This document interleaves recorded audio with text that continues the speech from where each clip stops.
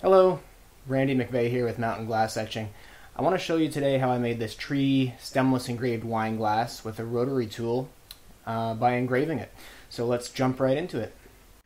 This is the finished project here. So it's a shaded tree stemless wine glass. This is my workstation setup. So it's a Dremel flex shaft engraving tool, and the flex shaft top here is where the motor is, and it's attached by carabiner to an outdoor umbrella that hangs down from above to where I work right here. So step one of this project is engraving the outline of the tree. So this is, well, like simple in concept. I don't follow a particular pattern for this. I do it a little differently each time, which I find a fun aspect of this kind of project. So it's just following a general formula of a deciduous tree, which is starting with that thick trunk and then moving to progressively smaller, more narrow branches. So the first few branches are wide. There are two lines with some space in between that we'll shade later. And then they move towards these thinner branches that become just single strokes, moving towards the top of the tree. So these ones here are single strokes. I might go over them a second time just to thicken them up. So the idea is to get a variety of thicknesses of branches, and pretty much every single one branches out multiple times into smaller components. So it's just a medium pressure with a diamond tipped drill bit for that part. Keeping the glass wet will prolong the life of your bits and control the dust. So with the outlining done, the fun part comes next, and that's shading. So I'll start with the branches. So the first thing I do is just thicken up one of the edges of each branch. And I imagine that there's a light source, like the sun, for example, on one side of the tree. I choose which side that's going to be. So in this case, it's the left side. And so the result is every branch will be illuminated on the left side, which means it'll be thicker with the engraving. Where you engrave comes out white, so that looks illuminated.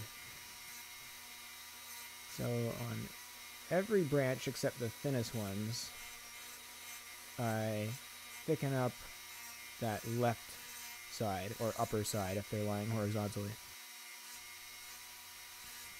And as I'm going, especially with the bigger branches, besides just thickening up one side, I'll also start to add some texture by adding little nicks and rectangles with short strokes of the engraver.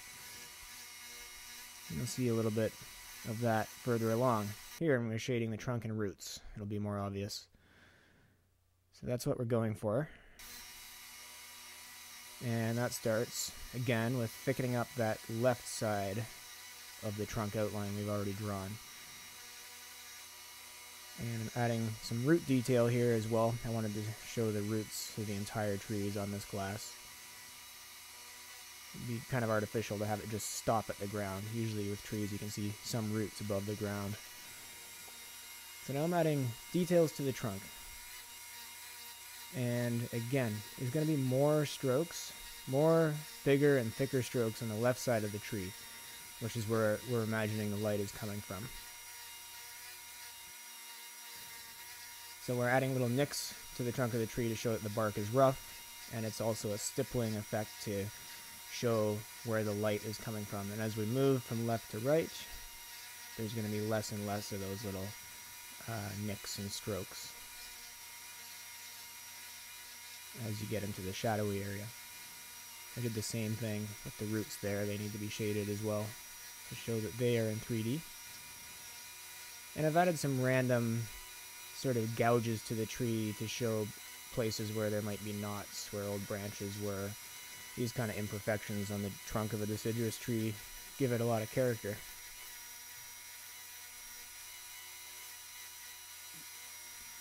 I've done this entire tree with one size Dremel bit. It's a small diamond tip ball burr. And I haven't found I really need anything beyond that. So it would be a whole different effect if you used a polishing burr on this tree, but I like this rustic look. It's binary. each area is either engraved or not engraved. So it's sort of like sketching with a pen in that way. And so with a rough tree trunk like this, that works out pretty well, in my opinion. Be different if you wanted to do smooth bark like on an aspen tree. Then you might need engravers, or polishers rather, to get different gradations. So anyways, that's basically how I made that stemless tree wine glass. This is what it looks like in the end. I think it's pretty. They look nice in pairs or sets. Each one looks a little bit different. They're beautiful with white wine. Feel free to check out my website at the link below. You can see other designs that I've created. And if you're interested in seeing how I made those, feel free to comment below. Let me know. I'm also on Etsy, so you can check out this and other designs at my Etsy shop, Mountain Glass Etching. Thanks everyone for tuning in, and subscribe to see more glass engraving videos.